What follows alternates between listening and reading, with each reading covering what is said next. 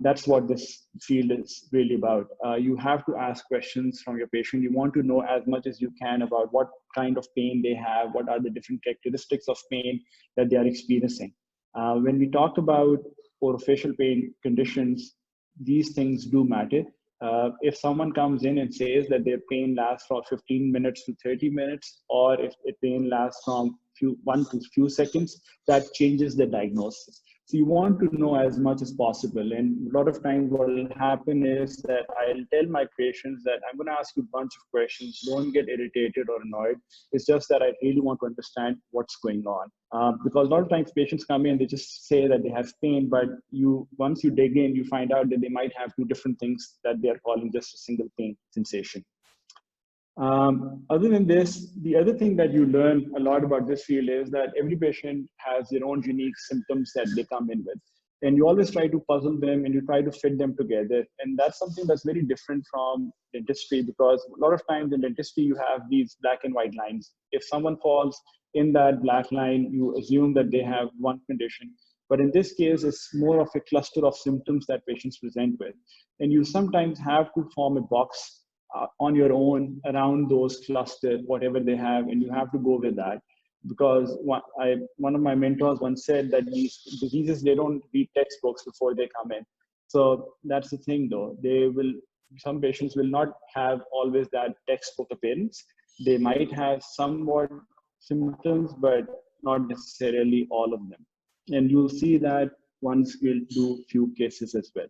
So before further ado, I'm going to present you with about 4 cases. And after each case, we'll look at the clinical symptoms. And then we look at what are the typical symptoms that that condition has and how to manage those conditions. First case is about throbbing pain. This is a patient that is a 54-year-old male that presents with continuous deep, dull, and throbbing pain around right maxillary, central, and lateral incisors. Pain is moderate in intensity, but aggravates from cold stimuli. Both of these teeth have had root canal treatment in the past. About 30 years ago, a patient had trauma and ended up having root canals.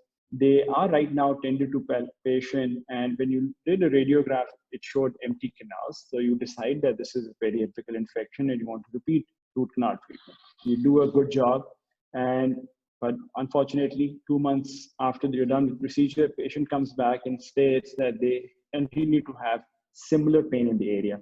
You do the examination, you reassess what you did, and you've done a very good job. There are no signs of infection. However, patient continues to feel that throbbing pain in the area. So what do you think is going on? Is it some accessory canal was missed? Was it a cracked tooth? Was it a referred pain from adjacent teeth? Or do you think it's psychogenic pain or neuropathic pain? I'm going to let Dr. Mariam take over now. Yes, thank you. I'm going to launch a poll now, and you're going to see the question and the options right in front of you. I'm going to ask all the participants to choose whichever one they feel is the correct one. Well, I'm happy that at least someone picked every option, so that means I've a good MCQ. So let's go over with these options one by one. As far as least option was cracked tooth, I agree. I don't think that's the case. With cracked tooth, the idea is that there are 2 sides of a tooth that there's a crack in between. They're pretty much positioned together, but when someone eats or talks or whenever your teeth occlude, they shift position, and whenever that position shifts or the relation between the 2 surfaces of the tooth, they shift, it causes pain. So this does not seem to be that condition. Few of them think that this is psychogenic pain. Psychogenic pain is one of the most rarest of conditions that you can come across. I don't think I know a lot of people, I haven't seen I've seen thousands of cases since we have started this field, and I don't recall more than a couple of cases where I would think that they had psychogenic pain. And even in those cases, there was something underlying the pathology, but that stress was really exaggerating whatever they were complaining of. And it's a diagnosis of exclusion, which I don't think should come up very early during the diagnosis. Accessory canal. So that's an interesting option to pick, that if this is a tooth that has infection going on and you missed out an accessory canal that's causing this to happen. though I trusted that you did a very good job in the beginning, and that's what I was trying to imply here as well. But in case if a cystic canal is missed out and it continues on for 2 months, after that, it does cause somewhat changes in the area around the tooth to happen as well. And in this case, there were no clinical signs of infection or anything else in the region. Referred pain from adjacent teeth, that's sometimes is a possibility. However, if those teeth don't have any any clinical evidence of any pathology, any radiographic evidence of pathology, so it's pretty harsh to say that it's a referred pain from adjacent teeth that's causing someone to have that throbbing, continuous pain that is 24/7 there. As you can tell, I agree with half of our audience that this is neuropathic pain. Can you close the poll, Mariam? Yep. Thank you. So I think this patient has persistent idiopathic dentoalveolar pain. This was previously called atypical odontalgia. This is a condition that is involved with a neuropathic condition. So it is associated with persistent unilateral pain in tooth or edentulous area without any obvious organic pathology. This is slightly more prevalent in females than males and usually comes between age group of 40 to 60 years of age. A lot of these patients have history of past trauma in the area or have had like a surgery in the area, somewhat pathology that might have been induced due to some sort of trauma or a procedure in the process. However, a lot of times they, as the name suggests, have no pathology, no history of any surgery or trauma whatsoever. It's just completely idiopathic.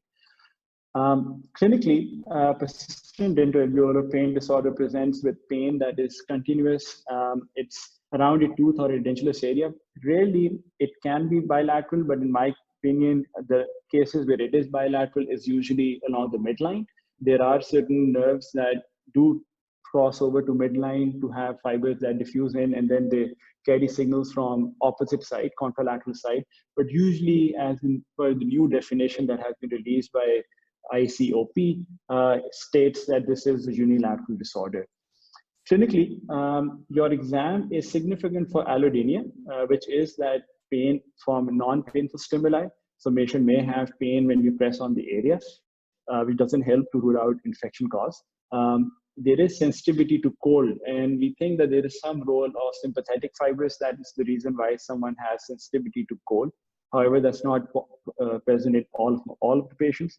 However, there is no or minimal sensory or motor changes. By that, I mean there's no numbness in the area, there is no weakness of the lip. Those are the signs which I think represent something else, some underlying pathology. One thing that I would definitely try to follow is, it's the rule of thumb that if someone comes in with history of numbness, pure numbness, that is almost always something bad lying there. So there is either a cyst or a tumor or some growth present that's causing that to happen, and you need to investigate it. Lastly, local anesthesia response is equivocal, and the reason for that is that it sometimes works really well and sometimes it doesn't. And if you understand the nerve root of trigeminal nerve, that it comes from your brainstem all the way down to the tooth. So depending on neuropathic pain, wherever the disorder is, for example, if the disorder of the nervous system is more towards the tooth itself, then local anesthetic will work. But if the pathology is somewhere in trigeminal ganglion or somewhere where the first synapse takes place, then patient will have no response to local anesthetic. So in this case, for example, how would I manage it? So there are multiple modalities that you can pick from. First most is pharmacotherapy, both topical and systemic. So first line therapy, in my opinion, is tricyclic antidepressants. These are medications that work really well in terms of neuropathic pain disorders. Again, you're not going to be using these medicines for their antidepressant effects. For example, amitriptyline, antidepressant effects start at a very high dose of about 200 milligrams or 150 milligrams. However, for neuropathic pain disorders, we use it at a much, much lower dose of about 12.5. Outside of Pakistan, it comes even in 10 milligram dosage as well, or up to 50 milligrams. You can go up to that. Other medicines that work well are gabapentinoids. Both gabapentin and pregabalin are good medications that might actually work really well. Few of the antidepressants, not all antidepressants, but specific ones, which are called SNRIs, which are serotonin norepinephrine reuptake inhibitors. These examples include duloxetine or venlafaxine. They work really well for these kind of pain disorders, and sometimes, unfortunately, we have to rely on opioids as well. All of these medicines are available in topical formulation as well, and that's something that I use quite frequently. I'll have, for example, for those interested in Pakistan, Fazldeen does a very good job in formulating these. So I will have them mix amitriptyline, gabapentin, along with lignocaine and one non-steroidal. And that works really well, about 2%. And patients can put those directly on the area of pain. And a lot of times I'll actually end up making a appliance for them, which is called a neurosensory stent. So this looks like somewhat like this. So for example, this is a case in which patient has pain in the left side first molar. And what we did was that in that area, so we made them an appliance, and that appliance has a pocket and just around the area where they feel that pain. So what you do is it does two things that we think. One is that it allows to hold the medicine in, and once that area allows the medicine to stay in place, so patient can put it in along with the medicine about 3 times a day. The other thing that we believe it does is that it prevents further stimulation of the regional nerves in the area. And that can reduce the amount of transmission of impulses that go from that area into the brain, which might help to reduce pain signals as well. Lastly, a lot of evidence now is coming up for use of Botox for these kind of procedures. In Pakistan, this is a very expensive modality. I think it costs around 21 to 20,000 just to get the vial, and then you add clinical costs on top of it. So that does cost it to have a lot of costs in terms of amount of therapy that you're going to get. The effectiveness, no one knows. We think that it has just below 50% efficacy, but if it works really well.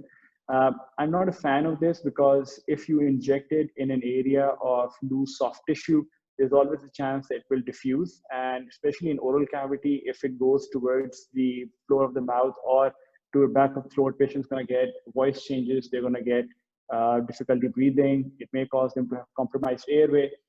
Good thing is that it lasts for about 3 months. So within about 6 to 8 weeks, patient will have recovery from whatever side effects that's going to happen. However, those 6 to 8 weeks, you'll be very tense for the patient as well as you. One thing that you can do is avoid additional procedures. So that includes no root canals. If you have done a root canal of an area, I understand, trust yourself, trust what you're looking at. Don't dig in. Don't try to think that I'm going to do a periapital surgery now, or maybe we need to extract the tooth and put an implant in, or maybe if everything has been done, that you want to further aggravate it by doing an exploratory surgery. I think that's the worst thing we can do for such kind of patients.